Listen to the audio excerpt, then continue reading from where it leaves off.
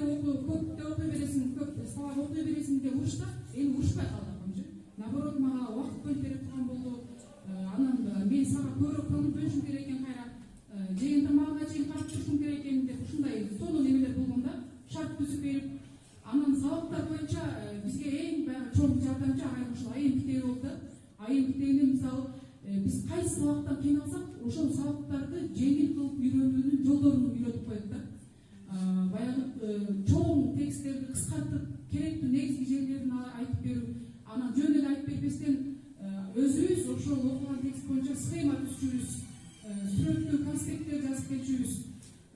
Аябай жеңил, оңой кылып койду да. Анан биз бул айымге түшүп калгандан кийин бир мындай факт менен айтып берейин да. Айымге түшүп үйрөнүп калгандан кийин классыбызга бир жаңы кыз келди. Жаңы окуучу келди. Тайпаша деген. Ошол кыз келгенде аябай бир сабактардан кыйналып атты.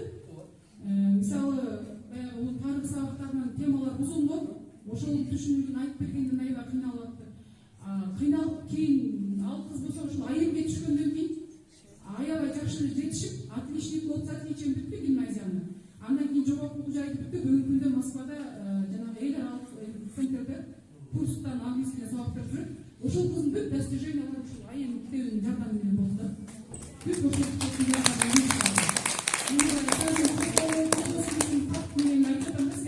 кандай жетиштер болот депчи. Анан бул айым боюнча азыр кыскача айтып кетсем, ичинде эмне темалар бар? Айым бизге эмне себептен керек?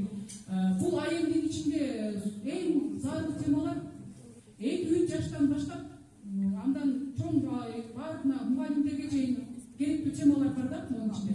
Эң биринчи мисалы айым деген өзү эмнелерден турат, анан кантип баштоо керек айымды. Эң биринчи байкоо, зиректикке тарбиялоодон эметсек болот. Мисалы кичинекей балдар менен биз айымды кантип колдонобуз. Сүрөттү китепти алып туруп, мисалы бир бетте толтура сүрөт болсо, ошону балдарга көрсөтүп туруп, бир минуттай көрсөтүп эстеп калчы сен. Андан кийин мен сүрөттү жабам, сен ошол эстеп калган буюмдарыңды атайсың. Деп туруп үйдө балдарыбыз менен ойнотсок, аябай кызыктуу да. Көрсөтүп туруп, кайра жаап туруп, эми айтып берчи десең, айтып берип эстеп калган сүрөттөрүн. Анан ошентип жанагы эмелер мектебинде да апаларга да үйрөнүп койдук эле биздин мектепте.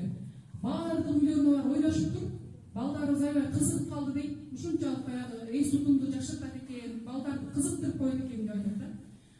Андан сырткары суроо берүү боюнча дагы тема бар. Суроо берүүнүн өзүнүн культурасы бар, маданияты бар. Ошол эмне себептен суроо берүүгө биз көңүл бөлүшүбүз керек?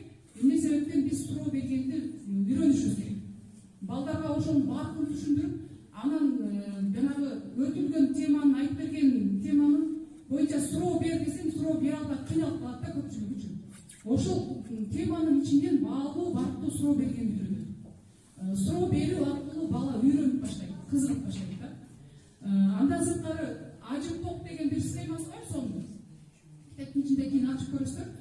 Ажыкток деген бул любой бир предметти, бир инсанды алып издесек, ошол ажыктоктун суроолоруна жооп таптырып атып, баягы үйрөнгөн теманын кенен ачып берип койсок болот да. Мисалы жөн эле инсандардын өмүр баянын куплай жаттай бербестен, ажыктокко салсак, ар тараптуу ачып берип коет да. Бул ажыкток эмесинде ар бир окуучулар өздөштүрүп алгандан кийин уже адабият сабагынан, тарых сабактарынан көп сабактардан кыйналбай калат да. Кийин андан сырткары убакытты туура пайдалануу темасы бар. Эң баягы орчундук проблемалардын бири бүгүнкү күндө.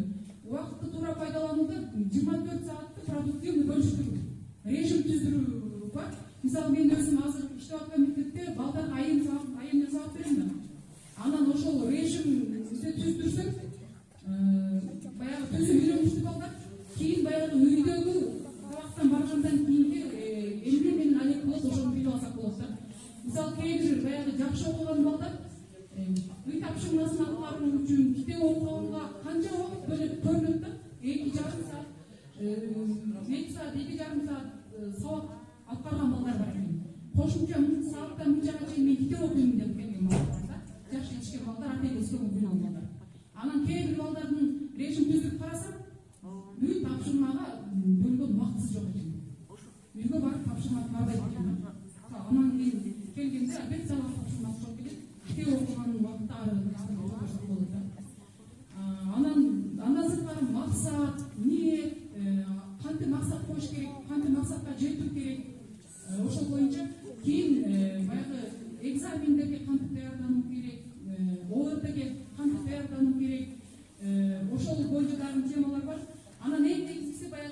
эң баягы класстарда орчундуу проблема китепти туура окуу проблема болуп жатат да.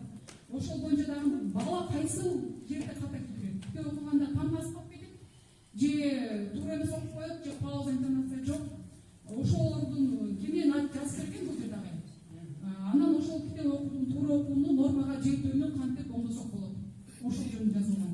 Мен бир эмеге жаңы кирсем класска, биринчи адат болуп калган ага, биринчи баягы китепти окутуп көрө турган болуп калдым да. Китеп окутуп көрсөм, чоң класстын балдары ушунчалык баягы биринчи класстын деңгээлинде окуп берген балдар бар да. Ушунчалык муундап окуйт, таңкалап окуйт, туура эмес окуйт, интонация пауза жок.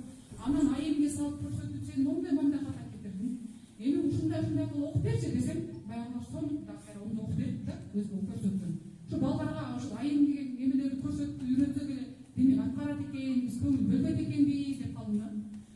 Анан айымдын баягы мен өзүм мугалим катары мага берген пайдасы ошол айымдын ичиндеги темалар аркылуу өзүм тарыхтан берем да.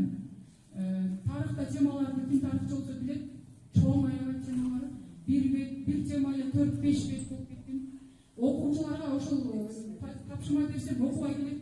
Эжеке ушунчалык узун көп экен, мен окугум келбей кетти, мага кыйын экен деп коет.